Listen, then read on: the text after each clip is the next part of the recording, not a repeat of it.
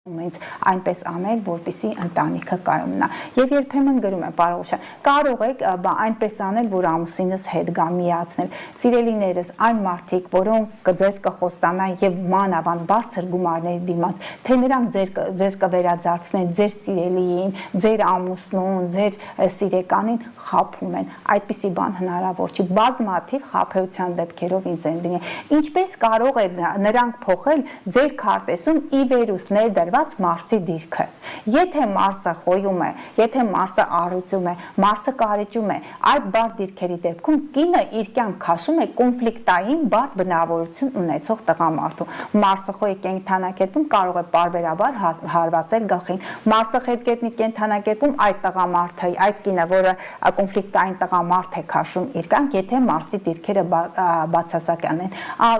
Ուրեմն այդ մարդու հետ նա խնդիր ունի լուծելու։ Ուրեմն այդ կինը եկել է, որ իր ներընտանեկան խնդիրները այս կյանքի ընթացքում լուծի եւ գնա։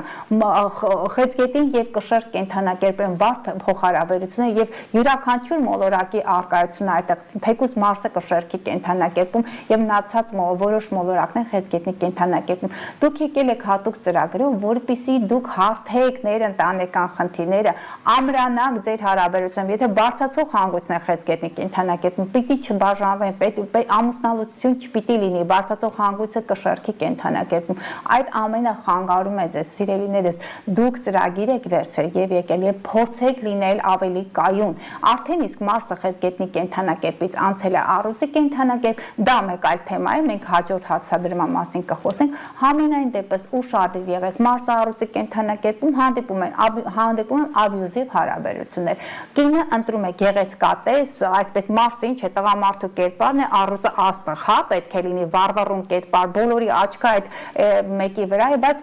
հարաբերություններում հասկանում ես, որ թեկուզ հենց տղամարդու քարտեզում էլ Մարսը առյուծի կենդանակերպում, նրանք նարցիսներ, նրանք իրենցից այն կողմ չեն տեսնում ոչ մեկի։ Եթե մանավանդ լուսինները գտնվում այդտեղ, եթե մանավանդ Վեներան է գտնվում, այդ տղամարդիկ իրենք սիրում են ուշադրության կենտրոններ, նրանք ձեզ ուշադրություն չեն տալու։ Ուստի պետք է հասկանաք ինչու է այդ մարդը եկել ձեր կյանք եւ ինչ դաս պետք է քաղեք այդ անձի ներկայությամբ ձեր կյանքում։ Իսկ աստղաբանությունը դա ճանապարհներից մեկն է, որը թույլ է տալիս հասկանալու խնդիրների էությունը, հարցերի էությունը եւ փորձելու առաջ գնալ ու կարգավորելու անձնական քարտեզը։ Ուստի սիրելի հետևորդներ, եթե դիմում եք ինձ, մի գրեք ինչ է լինելու ինձ հետ, գրեք ինչով կարող եք օգնել, ինչպիսի աստղաբանական հարցերի լուծումներ կարող են դրվել, ինչ խնդիրներով եմ եկել այս կյանք եւ ինչպես պետք է կարողանամ լուծել այդ